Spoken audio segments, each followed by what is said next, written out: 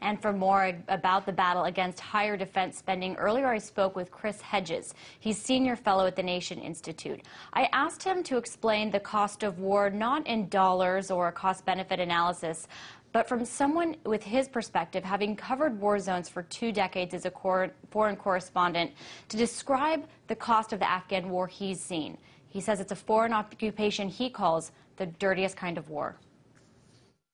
The only language that you speak is the language of violence. You rarely see the enemy that you're fighting. That's what IEDs, lightning ambushes are about.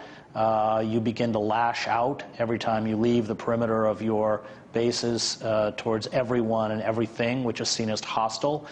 You depend on your intelligence for informants, and informants in any conflict such as this are of very dubious moral quality, because they're often, of course, betraying their own people, carrying out vendettas, having you or telling you that there's Taliban in one village when in fact it's just a rival clan.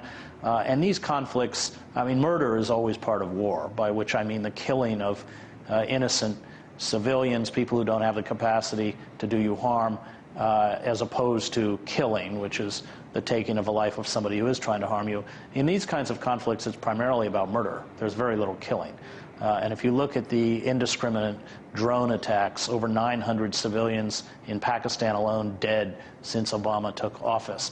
And when you understand the power of these weapon systems, what Hellfire missiles do, having been around exploding 155 howitzers, Katyusha rockets, you know that these weapons not only suck the air out of the system as the Hellfires do, but throw out deadly bits of iron fragments for upwards of a few kilometers. This is a piece the size of a nickel, meaning they can kill you. When people are ambushed, when forces are ambushed, Marines or soldiers by IEDs, they lay down withering, suppressing fire until they get out. They don't go back and inspect the damage. That's how we get the figure of over 1 million Iraqi dead. So these are really venal, dirty, horrible conflicts in which those who suffer are primarily the innocent. It's a really horrible picture that you paint, and even though many Americans haven't witnessed that firsthand, now opposition to the Afghan war has grown to the highest level yet, with 2/3 of Americans recently polled opposing it. Yet you still see lawmakers seemingly not having any political will to name a clear end, a sooner end in sight, even with lawmakers meeting on it in Capitol Hill, even with the debt being as high as it is and military spending continuing to grow. What's going to change that? Well, it's very hard, because remember that there are corporations, even though we're losing the war, that continue to make a lot of money off of this war. Halliburton, Raytheon, Northrop Grumman, Boeing. The stock price of these defense contractors has quadrupled since the war began. And they don't give a damn how many Afghans are killed or even how many Americans are killed. So what's it going to take to get politicians to care? Because, there's no end in sight to the amount that those companies that you just named can continue to donate to political campaigns and to pour into lobbying efforts, which they do. They're the heaviest hitters, some of them, in Washington when it comes to campaign contributions. Well, you just put your finger on the problem. I mean, we are ruled by a class of courtiers who serve the interests of the power elite, and they will continue to serve those interests, because the price of not serving them is that they're driven out of office. People like Russ Feingold being the perfect example.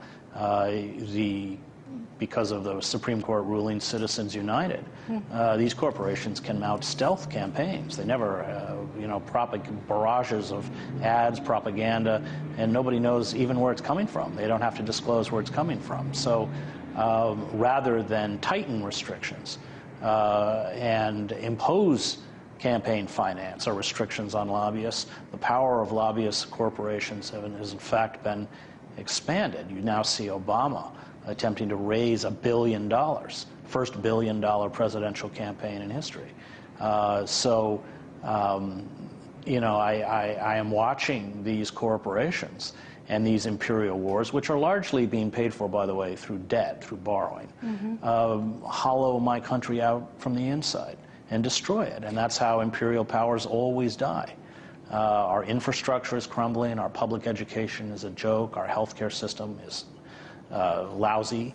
Over 50,000 Americans died last year because they couldn't get proper medical care.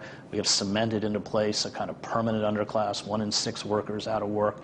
And they know no limits, these corporations. They know one word, which is more, and they're tone deaf to the suffering of citizens.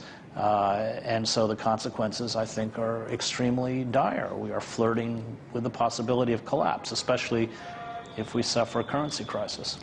Those are much bigger issues, and you're tying together, you know, the massive global economic implications of all of the decisions that corporations make and the influence they're able to have on Washington. I'm curious, you know, you've called for civil disobedience in America against some of the very issues you're talking about, including the wars, including the role of corporations. But what convinces you that in this climate that will even be effective? I'm not convinced that it's effective. I'm just convinced that it's right. If those of us who care about the open society don't begin to stand up, then we will cede the opposition to these very frightening proto-fascist movements that speak in the language of hate, the language of violence, that embrace the gun culture, that seek scapegoats, whether that's Muslims, undocumented workers, homosexuals.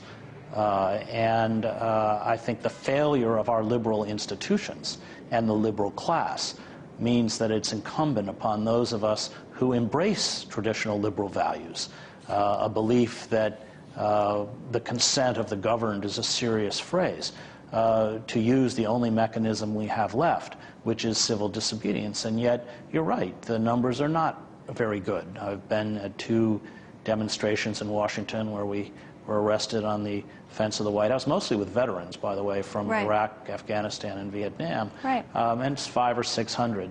But we can't get caught up in that. It's going to be a long struggle. It's going to be a difficult struggle. And we can't talk about hope if we don't get out and do something. That was Hedges, Senior Fellow at the Nation Institute.